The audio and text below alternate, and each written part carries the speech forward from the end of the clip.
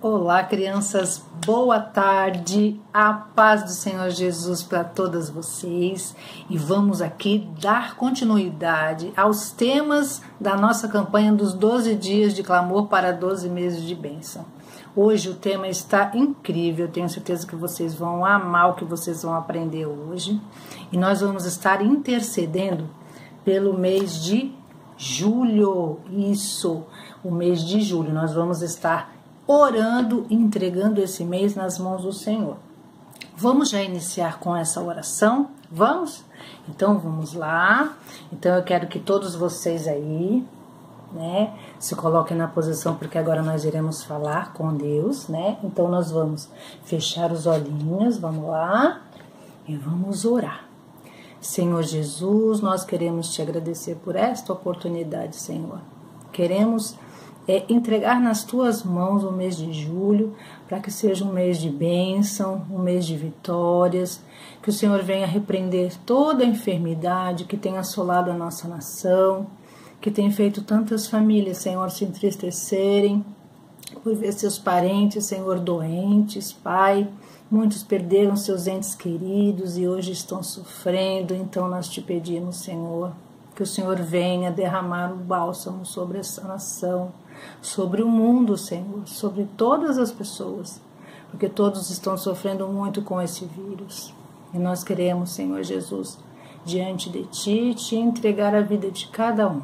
Eu quero te agradecer pela vida de cada criança, de cada família aqui representada, que o Senhor venha guardar, livrar, Senhor Jesus, de todo mal, de toda enfermidade. Para a glória do Teu nome nós te agradecemos. Amém. Então vamos aí continuar em oração para que o Senhor ele venha repreender esse vírus e guardar os seus filhos debaixo das suas mãos e da sua segurança. O nosso versículo de hoje, ele está aqui, se encontra no livro de Salmos 119 e 105 e diz assim: lâmpada para os meus pés é a tua palavra e luz para o meu caminho. O que isso quer dizer? A palavra de Deus nos diz que a sua palavra é luz para os nossos caminhos. Ou seja, quando nós lemos a palavra de Deus, as coisas elas se iluminam. Deus ele clareia os nossos pensamentos. Deus clareia as intenções dos nossos corações. Ele nos faz enxergar qual é a sua perfeita vontade para a nossa vida. Então a Bíblia, ela é a luz que ilumina o teu caminho. É por aqui que você vai saber seguir o lugar, para onde ir para o lugar certo, a quem você deve ouvir, o que você não pode fazer. Tudo isso está escrito aqui na Bíblia. E a história de hoje que nós vamos aprender, ela está lá, escrita no livro de Lucas, no capítulo 15, a partir do versículo 1 até o 7. Só que antes da gente ir para a história, a tia vai fazer uma pergunta para você. Em algum momento você já se perdeu quando saiu com o papai e com a mamãe? Ou com algum familiar ou com algum amigo? Já se perdeu de repente numa loja, na feira, no shopping, na praia? E aí, criança, o que foi que você sentiu? Olha, isso já aconteceu comigo quando eu era criança. E eu fiquei apavorada. Quando eu olhei para um lado e olhei para o outro, não vi o meu pai e minha mãe. Eu entrei em pânico, comecei a chorar, claro, desesperada. E eu só fui sentir alívio quando eles apareceram. A sensação de estar perdido é muito ruim, não é mesmo? E nessa palavra, Jesus ele vai falar comigo e com você. E ele vai dizer sobre algo que havia se perdido. Vamos lá? Então você já está com a sua Bíblia, aberta aí em Lucas. Então vamos seguir aqui com a tia. Cobradores de impostos e pecadores foram ouvir Jesus ensinar. Isso mesmo. Os cobradores de impostos, eles eram odiados pela maioria dos judeus, porque eles recebiam dinheiro como representantes do governo romano. E eles tinham fama de, sabe de quê? De serem gananciosos, desonestos. Porque sempre que eles iam cobrar os impostos, eles cobravam uma taxa a mais. E essa taxa eles, guardavam para eles. Ou seja, eles não eram pessoas honestas, com o dinheiro. E aí, junto com esses cobradores, também tinham pecadores que foram a ver Jesus. Os pecadores eram gentios, que não eram judeus, não faziam parte do povo de Deus. Então, quando Jesus parava para ensinar, Jesus ele não escolhia as pessoas que iam ouvi-lo. E nesse momento aqui, estavam cobradores de impostos e pecadores. E aí, sabe quem é que criticava Jesus porque tinha amizade com essas pessoas? Porque Jesus ele era amoroso, ele queria falar, ele queria ensinar para que todos pudessem ouvir.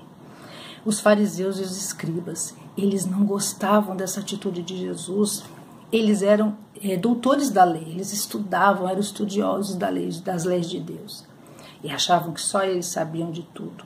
E quando Jesus ele agia dessa forma, eles eram os primeiros a criticarem, a murmurarem a situação que Jesus, muitas das vezes, ele gerava para que as pessoas chegassem até ele. E aí, conhecendo o coração dos fariseus e dos escribas, Jesus ele contou a eles uma história. E é essa história que a gente vai aprender. Um pastor possuía 100 ovelhas. Você consegue imaginar? 100 ovelhas. Olha, e esse pastor, ele cuidava dessas ovelhas com tanto amor, com tanto carinho, crianças. Ele sabia tudo o que acontecia uma por uma. E num determinado momento, ele olhou e sentiu falta de uma delas. Uma delas se perdeu. Foi uma ovelhinha rebelde que, pulou do aprisco e fugiu. E aí eu te pergunto, o que você acha que esse pastor sentiu na hora que olhou, contou e sentiu falta dessa ovelha? Ele poderia ter pensado de repente, eu tenho 100. Só foi uma que foi embora, não tem problema, ainda vou ficar com 99, é muita ovelha, não é mesmo? Mas aí ele continuou buscando, ele poderia também ter pensado, a culpa não foi minha. Foi ela que foi rebelde, pulou a cerca e foi embora. E eu não tenho tempo para procurar essa ovelha. Será que foi isso que o pastor pensou, crianças? Eu quero te dizer que não foi isso. O pastor, ele ficou preocupado, mas muito preocupado. E sabe o que ele fez? Ele foi atrás da ovelha. Ele foi atrás da ovelhinha. Porque aquela ovelhinha, crianças, valia muito para ele. Ele amava muito ela, tanto ela quanto as outras, mesmo ela sendo rebelde. Assim foi Jesus. Jesus, quando ele se entregou por nós sendo pecadores, né? Ele deu a sua própria vida por mim e por você. Ele não tinha feito nada, ele não tinha cometido nenhum pecado, feito nada de errado, mas ele se deixou ser pecador por nós, né? Ele deixou que as pessoas apontassem ele. E sabe o que ele fez? Nada. Ele ficou com a boca fechada, calado. Ele sofreu, foi maltratado, foi crucificado, morreu. Tudo isso sabe para quê? Para salvar a mim e a você.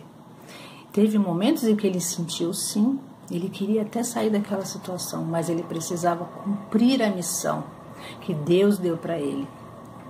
O amor dele foi tão grande que ele suportou tudo aquilo, mas ele sabia que lá na frente ele estava fazendo certo, porque estava fazendo, sabe o quê? A vontade do Pai. E aí nós sabemos que ele não permaneceu morto, não é? Ele ressuscitou, então ele tem o poder sobre a morte e a vida. Então ele é o nosso bom pastor. Jesus é o nosso bom pastor. Então, o que aconteceu com essa ovelha? Em algum momento, ele começou a procurar. Não desistiu de forma alguma. E aí, olha o que aconteceu. Ele encontrou a ovelhinha. E o que aconteceu com a ovelhinha, crianças? Ela estava perdida, ferida, com medo. E aí, sabe o que esse pastor fez? Olha só, ele abraçou aquela ovelha, ele ficou tão feliz porque ele encontrou, ele trouxe ela de volta para o aprisco em segurança. E ele disse para todos os vizinhos e os amigos que ele tinha encontrado aquela ovelha que tinha se perdido. Assim fez Jesus. Quando acontece de um pecador se arrepender, há uma grande festa. Assim como ele comemorou o retorno da ovelhinha, assim há uma festa no céu quando um pecador se arrepende. Então, quando Jesus ele ensinava para aqueles pecadores e aqueles homens que não eram honestos, ele queria falar sobre o reino de Deus, sobre a salvação. E com certeza, quando o Espírito Santo tocasse em algum deles, eles iriam se arrepender do que estava fazendo. Como que eles iriam saber que estava fazendo errado se ninguém falasse? Não é? Então, olha, eu e você precisamos falar de Jesus. Precisamos falar o que é certo e o que é errado. Para quê? Para que essas pessoas também tenham a oportunidade de se arrepender dos seus pecados e pedir perdão. E assim receber o presente da salvação. Amém, crianças? Espero que vocês tenham gostado. Um beijo no coração de vocês. Até a próxima. Tchau.